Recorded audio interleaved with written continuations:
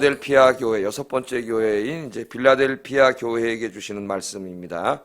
그래서 오늘은 제목을 이렇게 정했습니다. 작았지만 크게 쓰임 받은 필라델피아 교회. 작았지만 크게 쓰임 받은 필라델피아 교회. 이 필라델피아 교회는 이전에 공부했던 사대교회하고 좀 이렇게 정반대되는 교회라고 생각하면 되겠어요. 사대교회는 어떤 교회라 했습니까? 좀 사람들이 좀 대체로 그리스도인 그 교회 사람들이 부유하고 또 사회적인 신분도 좀 이렇게 높은 사람들, 그러니까 성공하고 뭐 출세하고 이런 사람들, 고위 공무원들 이런 사람들이 상당히 많은 교회였고, 그러다 보니까 교회 건물도 어땠어요? 상당히 크게 진. 그러니까 이제 겉으로 볼 때는 사람들이 와, 사도기 대단하다, 저게 대단하다, 살아있는 교회야, 이렇게 생각을 할 정도였는데 우리 예수님이 오셔서 뭐라 그랬어요? 실상은 네가 죽은 자다. 너네들이 죽었다. 충격적인 말씀을 하셨어요. 사대교회가. 이제 필라델피아 교회는 사대교회와는 정반대입니다. 좀 교회도 작고 건물도 교회 건물도 이렇게 조그맣고 또 사람들도 좀 이렇게 뭐라 그럴까요? 이렇게 뭐 사대교회인처럼 뭐 사회적으로 성공하고 출세하고 뭐 그러지 않고 경제적으로도 좀 그렇고 여러 가지 면에서 규모도 그렇고 작은 교회였는데 필라델피아 교회는 예수님을 위해서 큰 일을 했습니다. 그래서 예수님께 칭찬을 받았어요. 책망을 받지 않았습니다. 이 필라델피아 교회는 꾸중을 하신 말씀이 없어요. 책망을 받았습니다. 그래서 오늘 31일이잖아요. 이제 마지막 2019년, 내년도가 이제 2020년 하룻밤만 자면 이제 새해가 다가오는데 새해 우리 꿈을 이 비전을 필라델피아 교회로 잡아야 되겠다 그런 생각이 들었어요. 딱 맞춰서 오늘 필라델피아 교회네. 어떻게 보면은 우리 아영교회랑 좀 비슷한 교회다 그런 생각이 듭니다. 이 필라델피아 교회가. 그래서 오늘 이 필라델피아 교회를 우리 예수님이 찾아오셔서 이제 말씀을 주시는데 책망을 안 하셨다 그랬죠. 칭찬만 하셨어요. 칭찬을 하셨는데 특별히 7절에 보면은 어떤 모습으로 찾아오셨는가 한번 7절 읽어보겠습니다. 시작. 필라델피아 교회의 사자에게 편지하라. 거룩하고 진실하사 다윗의 열쇠를 가지시니 곧 열면 닫을 사람이 없고 닫으면 열 사람이 없는 그가 이르시되. 예. 이제 그 각 교회에 말씀을 하실 때 항상 어떤 분이 가라사대 이렇게 말씀을 하죠. 그래서 어떤 모습으로 오시는데 그 모습은 이미 1장에 다 보여주셨습니다. 전체적인 모습은 부활하신 예수님이라는 거를. 근데 각 교회가 처한 상황에 따라서 거기에 맞는 모습으로 오세요. 예수님이. 그러니까 예수님은 그 모습을 다 갖추신 분이지만 각 교회가 처한 상황은 다르잖아요, 다. 그러니까 거기에 이제 또 강조점을 두는 거죠. 오늘 보면은 필라델피아 교회 사자에게 편지하라. 그 예수님은 뭐라 그러냐면 거룩하고 진실하신 분이다. 이걸 강조하고 있어요. 거룩을 강조하고 있어요. 거룩. 그 다음에는 다윗의 열쇠를 가지신 분. 뭔가 열쇠를 이제 구약적인 배경이 있습니다. 오늘 새벽이라서 뭐 엘리야김 얘기 이런 건 다 안 하려고 하는데 결론만 얘기할게요. 오늘은 자. 필라델피아 교회 사자에게 편지하라. 거룩하고 진실하신 분이다. 거룩하고 진리이신 분이다. 이 예수님에게 거룩하다. 그래, 거룩. 이제 이 필라델피아 교회의 교인들 중에서는 상당수가 유대인들입니다. 유대인이었다가 유대교를 믿었다가 이제 예수님을 믿게 된 사람들이에요. 그럼 그 유대교 회당에서 쫓겨납니다. 유대교 공동체에서 쫓겨나요. 쫓겨나고 유대교 공동체에서 쫓겨나면은 자기가 몸담고 있는 뿌리에서 쫓겨나는 거예요. 그러니까 먹고 사는데도 지장이 있고 자기 사회생활하는데도 지장이 있고 여러 가지 이제 어려움이 닥쳐오는 거죠. 그런 가운데서도 이 필라델피아 교인들이 믿음을 지키고 있었습니다. 그러니까 자기 민족에게서 어떻게 한 거예요? 쫓겨난 거예요. 이게 또 지금 자기 고향 땅에서 살고 있는 게 아니라 디아스포라잖아요. 다른 나라 필라델피아는 터키입니다. 터키에 있는 한 도시에 와서 유대인들이 공동체를 이루고 살고 있는 거예요. 지금으로 말하면 미국의 뭐 LA 같은 데 가면 한인 공동체가 있잖아요. 그런데 거기서 찍혀가지고 쫓겨나면은 어디 가서 마땅히 발붙이고 살 데가 없는 거예요. 나머지 사람들은 외국인이고 삶이 어려워지는 거예요. 그러니까 이제 그런 어려움이 이 어려움에 이 사람들이 처하게 됩니다. 필라델피아 교회 사람들이. 그럼 왜 유대교인들이 이렇게 유대교도들이 핍박을 했느냐? 이 예수님이 거룩한 모습으로 나오잖아요. 유대인들은 거룩하다 그러면 이거 누구에게만 하는 말이에요? 하나님께만 하는 말이에요. 하나님께만 거룩하다래. 그래서 여러분 이사야 6장 3절에 보면은 이사야가 그 성전에 들어갔다가 하나님의 영광, 하나님의 쉐키나를 보지 않습니까? 그 영광을 보고 뭐라 그래? 그 옆에 천사들이 탁 있다. 스랍들이 뭐라 그래? 거룩하다, 거룩하다, 거룩하다. 세 번 외치잖아요. 그분이 누구세요? 하나님이세요. 하나님. 또 요한계시록 4장 8절에도 보면 하늘 보좌에서 천사들이 밤낮 쉬지 않고, 여러분 4장 8절 한번 보세요. 뭐라 그러시? 한번 너무 미리 넘겨가지고 한번 읽어보겠습니다. 시작.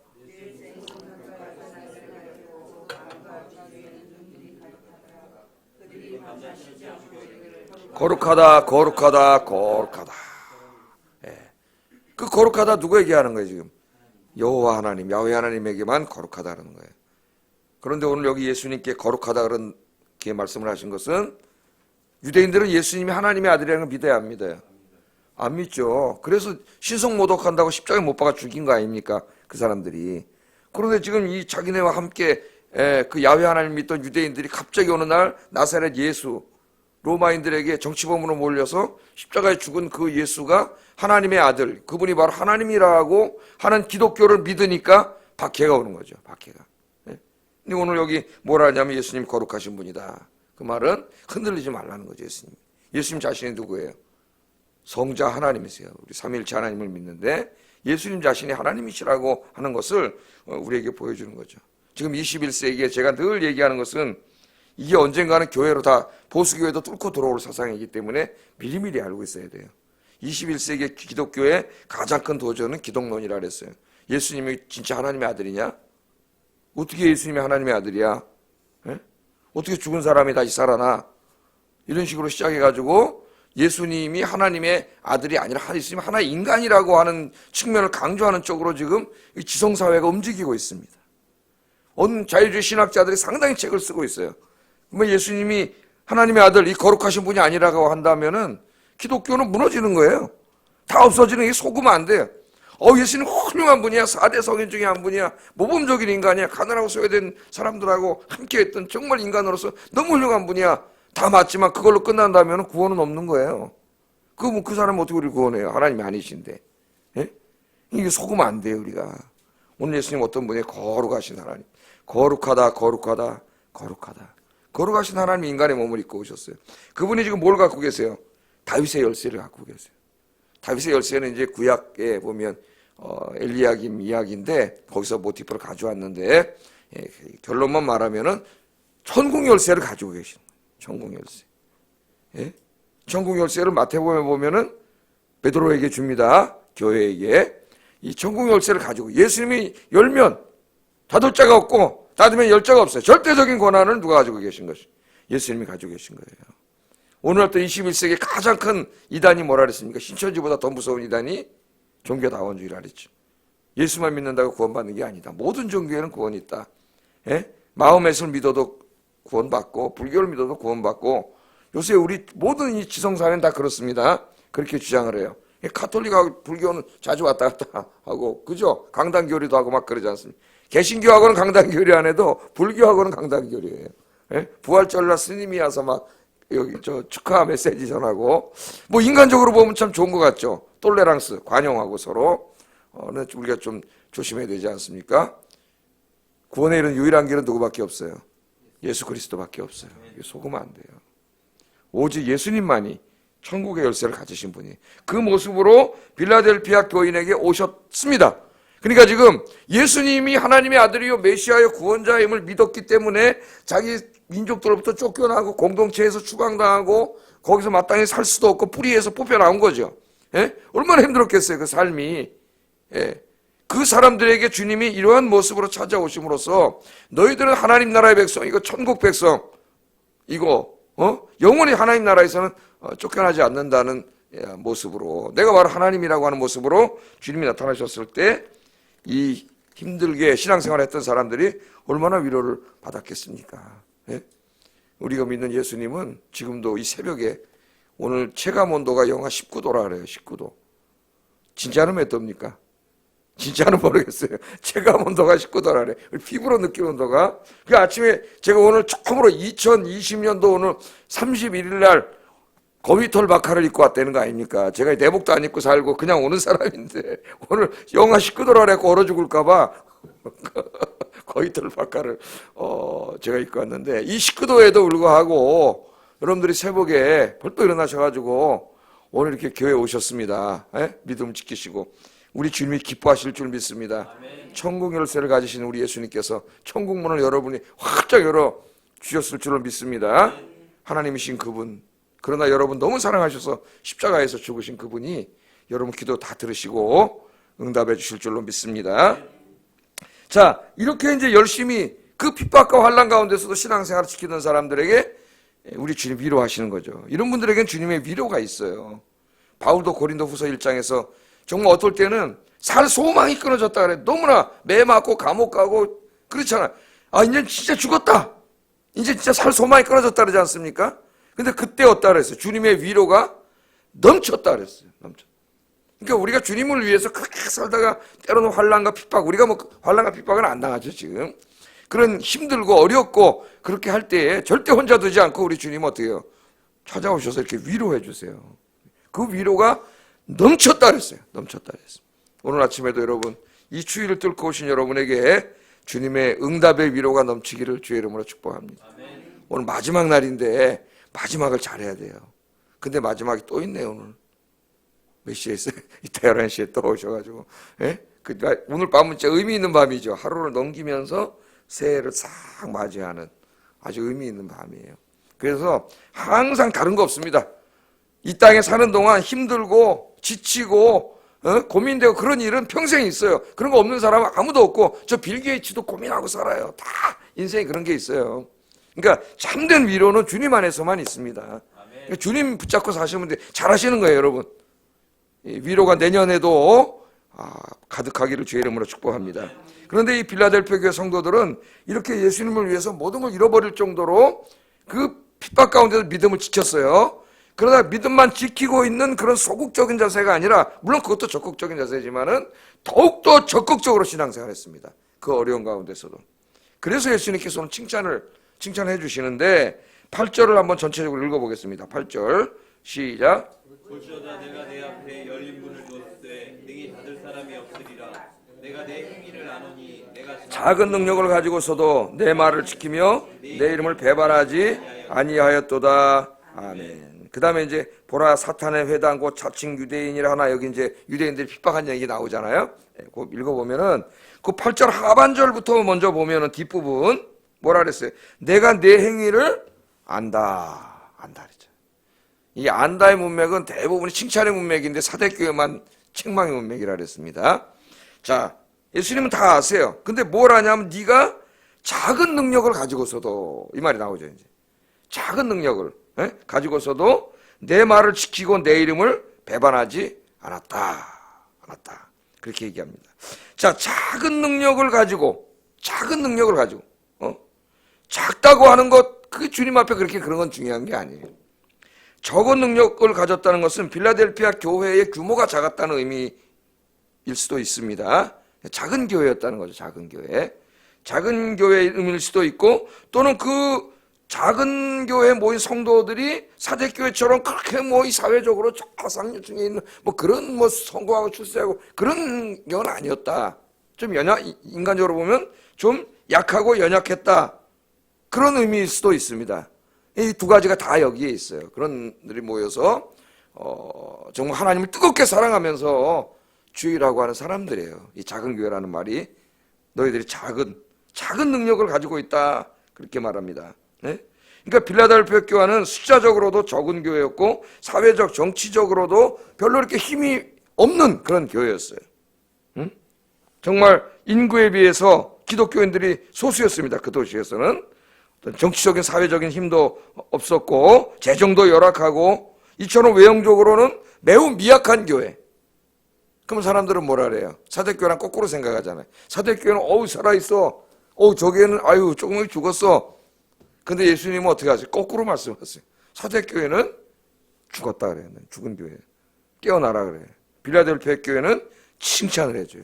네가 그 작은 모습으로, 재정도 열악하고 사람들도 그렇게 많지 않고 뭔가 주의 일을 많이 하기에는 상당히 많이 사람들이 보기에 작지만 그러나 큰 일을 했다는 거예요. 우리 예수님이 이거를 기뻐하시고 칭찬을 해주시잖아요. 빌라델피아 교회는 세대교회 달리 살아있는 교회입니다. 우리 아현교회가 살아있는 교회인 줄로 믿습니다. 물론 다른 교회도 다 살아있어요. 우리 교회 살아있는 교회입니다. 주님은 그런 걸 보지 않았어요. 성령 충만한 교회, 기도하는 교회. 그러니까 뭐 재정이 많아도 뭐 좋겠죠. 뭐 여러 가지가 많고 뭐 사람들이 볼 때 크고 막 우와 저 어떤 교회는 앞에 가면 정말 내 목사인 내가 봐도 우와 건물 막 뭐 이렇게 물론 그 교회도 다 살아있는 교회일 수 있고 그런 것도 중요할 수 있겠지만 그러나 본질이 아니다는 거예요. 그게 우리 주님이 볼 때 그런 건 본질이 아니라는 거예요. 이 모든 것보다 더 중요한 건 뭐냐면은 그 교회 출석하고 있는 사람들이 과연 살아있는 믿음을 갖고 있느냐 이게 중요하다는 거죠. 거기 있는 사람들이 그 사람이 또 사회 나가서 뭐 얼마나 대단한 사람이냐 이런 건 주님 앞에 별로 중요하지 않아요. 뭐 일 수도 있고 아닐 수도 있고 우리 인간에게는 뭐 중요할 수 있겠지만 우리 주님이 보실 땐 중요하지 않아요. 그 사람이 주님 앞에 어떤 사람이냐만 중요해요. 믿음이 있는 사람이냐, 기도하는 사람이냐, 성령 충만한 사람이냐, 주님을 사랑하는 사람이냐 그것만 중요한 거죠. 그러니까 이 빌라델피아 교인들이 바로 그런 사람들이었기 때문에 우리 예수님 칭찬해 주시는 거예요. 성전을 솔로몬이 아무리 뭐 화려하게 짓고 헤롯이 막 80년 동안 성전을 화려하게 졌다 할지라도 사도행전에 보면 우리 주님은 뭘 그리워하신다 그랬어요? 내가 다윗의 장막을 그리워한다. 다윗이 성전이 있어요 없어요? 다윗이 예배드린 것은 천막이에요. 천막. 우리 예수님은 천막을 그리워하신데 왜 천막을 그리워하실까요? 저 큰 교회면 헤롯은 80년 동안 지은 교회인데 아침에 해가 뜨면 흰 대리석에 태양빛이 반사돼가지고 확 일어나면은 그 예루살렘 성은 완전히 무슨 눈 덮인 산처럼 보였대요. 막 건축학적으로도 대단한 그런 건물이. 왜 그거 있는데 다윗의 그 천막을 그리워할까요? 다윗의 뭘 예수님 그리워하는 거예요? 주님을 사랑하는 그 뜨거운 마음으로 기도하고 예배하는 그걸 예수님이 바라는 건데 인간들이 그건 모르고 이것만 하려고 그래. 물론 이것도 필요하면 해야 되겠죠. 날 거 필요하면 해야 되겠지만 본질은 뭐예요? 본질은 그게 아니에요. 우리 자신이에요. 우리 자신. 한 사람 한 사람.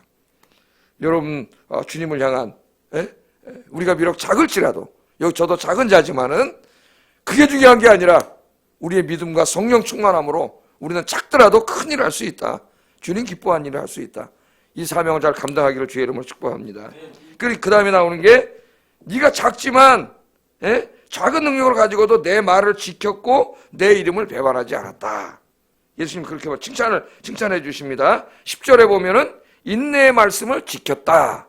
인내의 말씀을 지켰다. 여기 인내의 말씀, 이 요한계시록을 해석하는 많은 학자들이 인내의 말씀이 뭐냐? 예수 그리스도의 십자가의 고난과 죽음을 통한 구원의 복음을 말하는 거예요. 그래서 인내의 말씀이라. 인내의 말씀.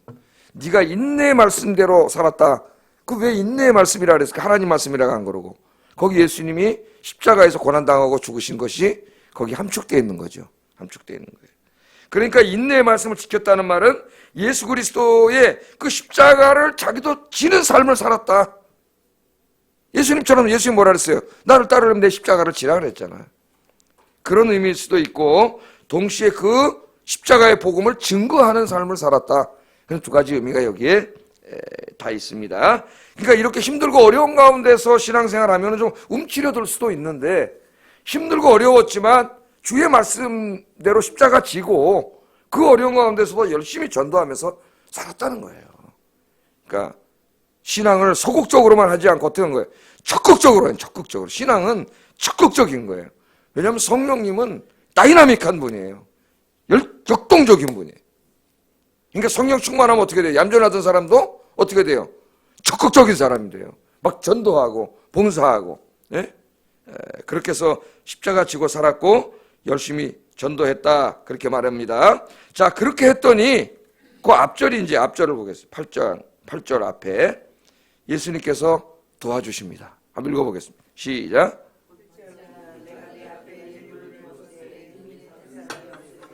아멘. 우리 예수님께서 열린 문을 뒀다 그랬어요. 빌라델피아 교인들에게 열린 문. 이 열린 문은 복음을 전할 기회의 문입니다. 복음을 전할 문을 열어준 거예요. 그러니까 지금 유대인들의 박해가 있고 전도하기가 쉽지 않은데 이 환난과 핍박 가운데서도 이 작은 능력을 가진 교회 사람들이 모여서 주님 사랑하는 마음으로 기도하면서 열심히 복음을 전하니까 그 사람들이 생각하기에 뭐 저 사람들이 전도한다고 되겠어요 여기가? 예? 핍박도 받고 있는데 핍박하는 사람도 있는데 이렇게 생각을 했는데 그 사람들이 그렇게 불가능한 것 같지만 열심히 기도하고 전도했더니 전도의 문을 열어줬다는 거예요. 우리 예수님이 열린 문. 성경에 읽어보면 이 열린 문은 다 전도의 문입니다. 하나만 보면 골로새서 4장 3절에 보면은 바울이 뭐라 그러냐면은 전도의 문을 열어달라고 기도하라. 그런 말이 나오잖아요. 전도의 문. 이게 은유로 문이 닫혀. 우리 전도한 문이 꽉 닫혀 있는 걸 느끼잖아요. 정말 잘 안 되죠. 마음이 닫혀 있기 때문에 정말 저쪽 한번 뚫고 들어가려면 안 되잖아요. 잘. 전도의 문이 닫혀 있어요. 그런데 이 사람들이 기도하면서 열심히 전도하니까 우리 예수님이 전도의 문을 열어줘요. 그래서 제가 이걸 보면서 깨달은 게 이 전도의 문도 이 우리의 힘만으로는 되는 게 아니에요. 우리는 노력할 뿐이에요. 우리가 열심히 하면 이 문은 주님이 열어주시는 거다. 주님이. 그래서 이제 여기 보면 이제 2월 달에 여기 입주가 시작된다랍니다. 요 밑에 바로. 그러니까 요 밑에는 우리 교회랑 이제 가깝고 도로도 이렇게 길도 이렇게 조그만 도로고 또 오는 중에 그렇게 큰 교회도 없고 그래서 우리가 전도할 수 있는 지역인 것 같아요. 여기하고 또 막 3년 후가 되겠죠. 뭐 이쪽 뒤쪽하고 이제 이렇게 하나님 어떻게 보면은 전도의 문을 열어주시는 거라고 볼 수가 있어요. 이쪽으로 전도할 수 있도록. 저쪽에도 한 1500세대 들어오고 여기도 한 1400 몇 세대, 합치면 한 3000세대가 되는데 주님이 이제 전도의 문을 열어주는데 가만히 있는다고 되는 게 아니죠. 빌라델피아 교회는 어때요? 열심히 하잖아요. 작은 능력을 가졌지만 주님의 뜻이 전도하는 것이기 때문에 기도하면서 열심히 전도하지 않습니까? 그러니까 하나님 문을 열어주더라 이거예요. 문은 우리 예수님께서 열어주는 거예요. 그 심지어는 어떤 일이 벌어지냐면은 9절을 한번 읽어보겠습니다. 9절 시작. 오라 사탄의 회당 곧 자칭 유대인이라 하나 그렇지 아니하고 거짓말하는 자들 중에서 며칠 내게 주어 그들로 와서 내 발 앞에 절하게 하고 내가 너를 사랑하는 줄을 알게 하리라. 예, 아멘. 여기 보면은 사단의 회, 예수님이 예수 믿는 사람들을 박해하던 유대인들을 뭐라 그랬어요? 사탄이라 그랬어요. 사탄. 예수님이 하나님의 아들 메시아의 구원자임을 부정하는 자들은 뭐라 그래요? 사탄이라 그랬어요. 그러니까 오늘 신학자임을 자처하면서 이 유럽에서 글을 쓰고 그러면서 예수님 하나님의 아들이 아니라 무슨 견유 철학자고 선지자고 뭐 유대인 메시아고 이런 글을 쓰는 그 사람들이 예수님 다 뭐라 그래요? 겉으로는 신학자지만 사탄이야. 사탄이라 그래요. 그런데 도저히 예수 믿을 것 같지 않던 사탄의 무리들 가운데 몇 명이 어떻게 한다고요? 네 발 앞에 절한다는 거예요. 네 앞에 절한다. 아이고 잘못했습니다. 그러고 와서 절한다는 의미가 아니라 은유죠. 그건 뭐예요? 이들이 전한 복음을 듣고 예수님 앞에 무릎 꿇고 회개하고 돌아오는 역사가 일어난다는 거예요. 아멘. 할렐루야. 도저히 변할 것 같지 않은데. 근데 이 일이 사실 사도행전 읽어보면은 예루살렘 교회에서 일어났죠. 예수님 잡아 십자가에 못 박으라고 외쳤던 그 일에 적극적으로 동참했던 제사장들이 나중에 허다한 제사장들이 예수 믿고 돌아왔다 그랬습니다. 허다한 제사장들. 그러니까 도저히 믿을 것 같지 않은 사람들, 그런 사람들이 동네 사람들이 볼 때도 저 사람 절대 안 믿을 거야. 그런데 그 사람이 와서 교회에 와서 예수 믿는 역사가 일어나고 그걸 통해 역사가 일어날 거다. 예수님이 그렇게 말씀을 하시잖아요. 그래서 오늘 우리가 이 말씀을 들을 때 이거 우리 다른 말씀도 다 우리에게 주신 말씀이지만 특별히 우리 아영교회에게 주신 말씀이 아닌가. 그래서 새 비전은 빌라델피아 교회가 되자. 할렐루야. 그건 뭐예요? 우리가 가진 거 뭐 전약하고 뭐 그것도 중요할 수 있겠지만 세상적인 것 그건 일단 본질은 아니에요. 중요한 게 우리는 주님을 향한 뜨거운 사랑, 열정, 에베소 교회가 잃어버렸던 그 첫사랑, 그죠? 뜨거움 그것만 가지고 있으면 된다. 주님을 위해서 열심히 예배드리고 전도하고 하나님이 하라고 하는 대로 하면 되잖아요. 그럼 하나님이 이 문도 열어주시고 전도의 문만이 아니라 여러분 인생의 문도 열어주실 줄로 믿습니다. 기도하겠습니다.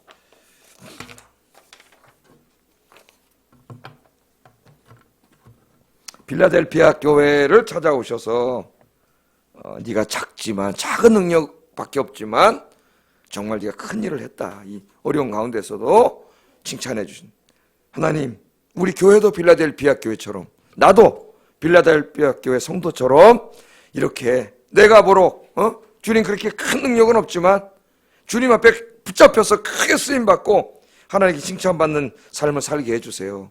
그래 기도하시고 2020년 새해가 이제 하루만 있으면 밝아오는데 우리 아영교회가 내년도에는 빌라델피아 교회처럼 되어서 전도의 문을 하나님 열어주시는데 저분들을 많이 주님 앞으로 인도하게 해주세요. 기도하겠습니다. 사랑과 은혜가 충만하신 아버지 하나님, 오늘 빌라델피아 교회에